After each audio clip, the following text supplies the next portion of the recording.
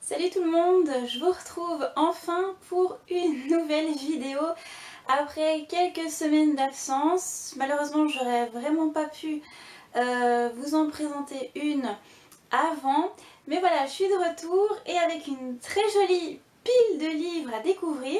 Donc on va commencer tout de suite parce qu'il y en a quand même pas mal à voir.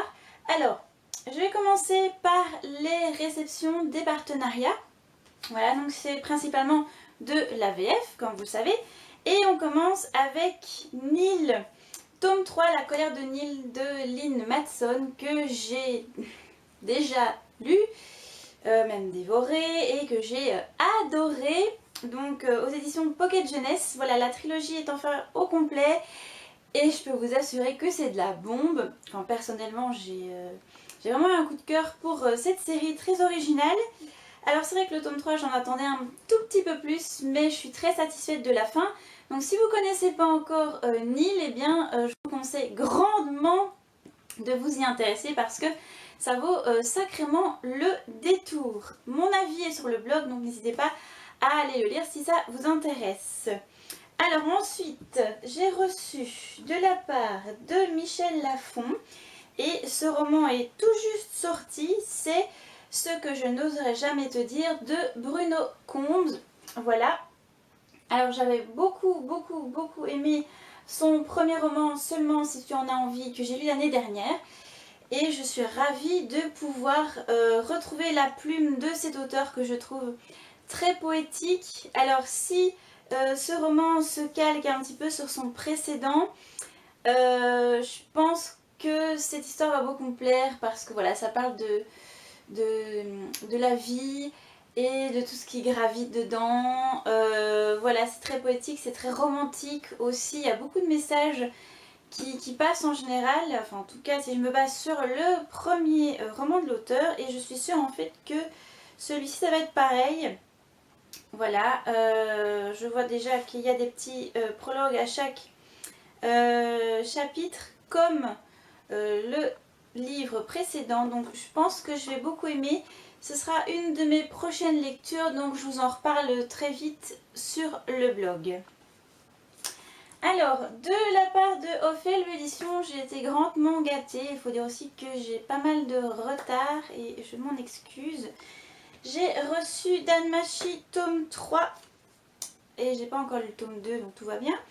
Alors ce tome 3 a une couverture magnifique, franchement ça me donne trop envie, donc j'espère pouvoir les lire prochainement, donc le tome 2 et ce tome 3.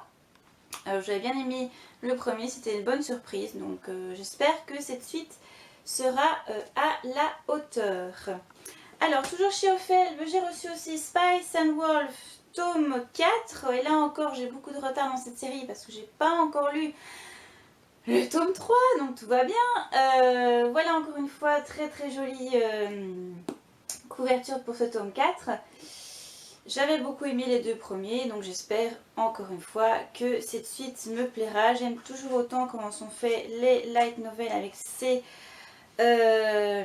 pages en couleur. C'est toujours très beau, et puis j'aime toujours bien Holo et Lawrence. Voilà. Encore une fois, j'espère récupérer un rythme un petit peu plus rapide pour pouvoir rattraper mon retard.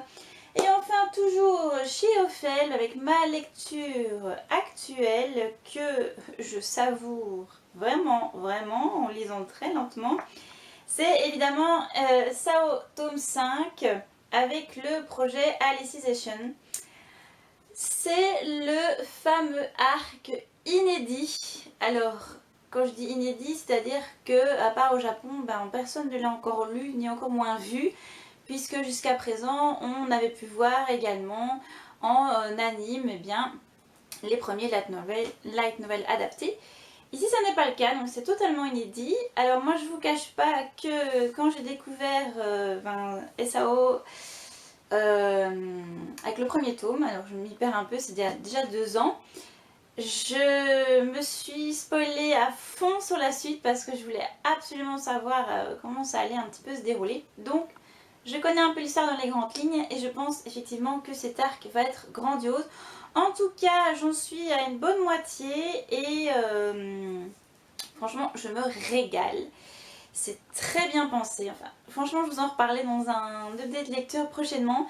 Mais voilà, cette série, c'est une de mes séries favorites. Donc, c'est un régal, tout simplement. Et puis, l'objet livre est toujours aussi beau, avec de très belles illustrations, comme par exemple celle-ci, qu'on a en plein milieu, pour changer. Donc, franchement, j'adore. Alors, ça c'était pour les partenariats en français. Maintenant on va passer à la VO avec mes achats perso.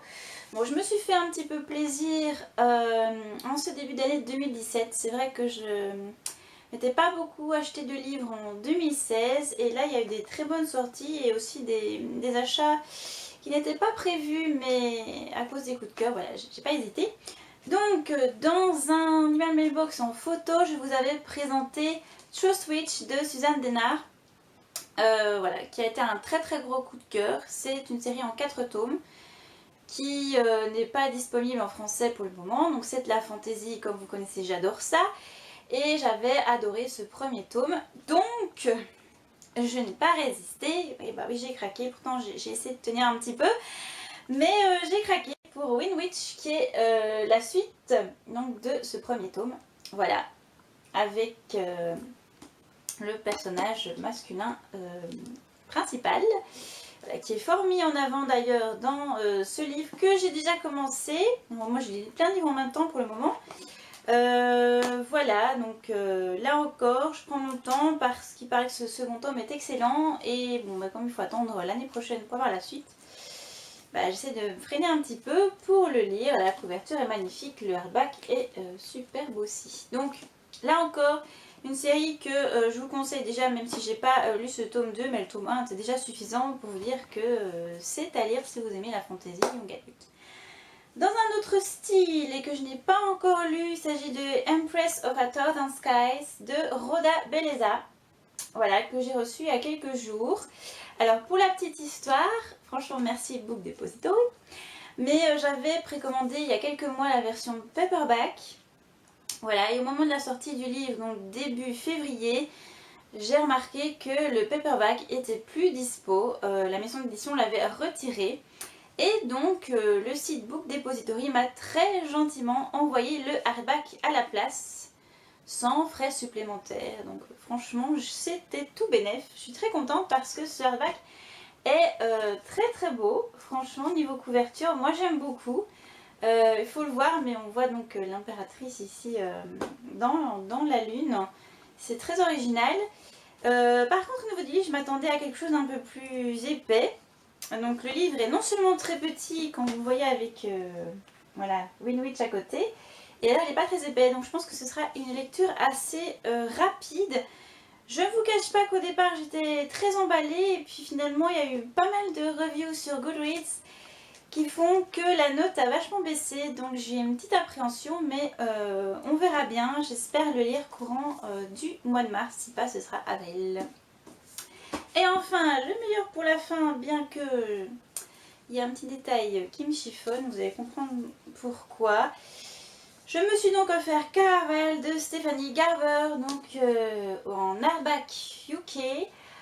Ouais, parce que la version US est très belle, mais j'avais un coup de cœur pour celle-ci et pour cause. On a une très belle couverture noire sur le devant avec un très bel effet, et derrière on a l'inverse. Et franchement j'adore. J'adore cet effet double qu'on a sur ce livre, c'est d'enfer.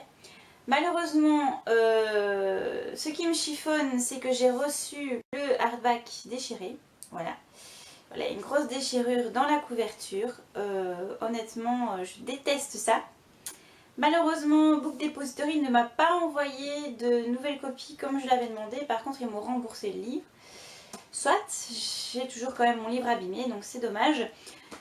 Donc, c'est un livre que je n'ai pas encore lu, que j'avais voulu commencer, mais malheureusement, avec certains événements, je l'avais mis finalement de côté.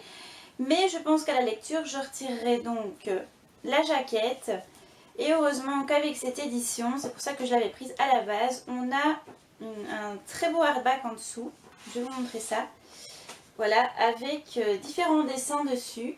Alors il y a un cirque, une robe, une rose et donc la fameuse horloge.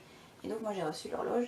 Je trouve ça très très sympa, donc le livre peut se lire. Voilà, sans sa jaquette, on a quand même un très joli design. Et puis au niveau du contenu, je sais que ce livre n'a que des éloges, donc j'ai très très hâte de m'y plonger également. Je pense que la lecture sera assez fluide vu comment c'est présenté à l'intérieur.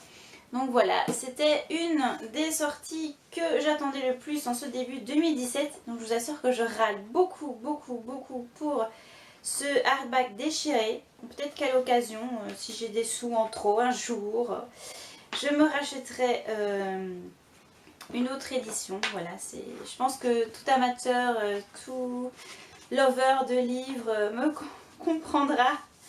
Quant à ce détail sur la couverture, j'aurais franchement aimé avoir un autre exemplaire, mais bon, pas tout avoir. Hein.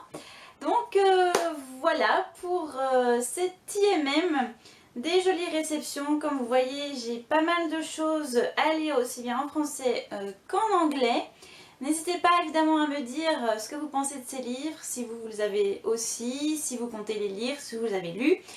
Je serais ravie de vous lire en commentaire et puis j'espère pouvoir revenir un peu plus régulièrement en vidéo. En attendant, je vous dis à très très vite.